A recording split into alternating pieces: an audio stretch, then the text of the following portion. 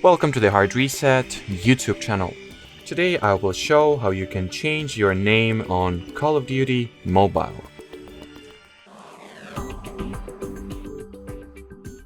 So first you will need to obviously launch the game, open the main lobby or this interface, the main interface of the game, then tap at your player profile here.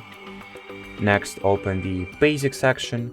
Tap at the edit icon in front of your nickname here. Well, not here, but just right there. Here, input your new name.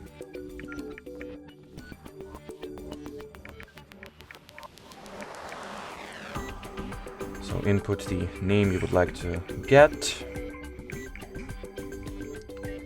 Then note that the renaming procedure is not free. It costs 500 in-game credits. So as you can see here is the renaming will cost one of those renaming items or whatever. So now change, then purchase this rename card.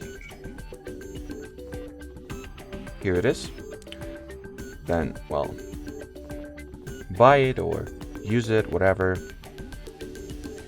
As you can see, it is worth 500 points if I've already noticed.